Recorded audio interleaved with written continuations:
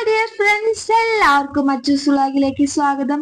ഇന്ന് നമ്മൾ കർക്കിടക മാസത്തിൽ കഴിക്കുന്ന മരുന്നുണ്ട എങ്ങനെയാണ് ഉണ്ടാക്കുക എന്ന വീഡിയോ ആയിട്ടാണ് വന്നിരിക്കുന്നത്. അപ്പൊ എല്ലാവർക്കും മച്ചൂസ് വ്ളോഗിലേക്ക് സ്വാഗതം. ഇതിനായിട്ടുള്ള എല്ലാത്തിന്റെ അളവ് ഞാൻ പറഞ്ഞു തരാം.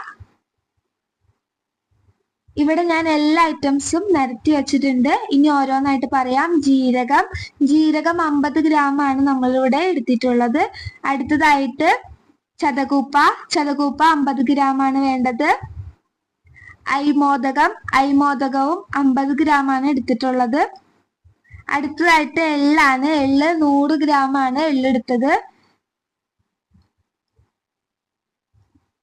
അടുത്തത് വേണ്ടത് ഞവരരിയാണ്. ഞവരരി 1/4 കിലോ ആണ് നമ്മളിവിടെ എടുത്തിട്ടുള്ളത്.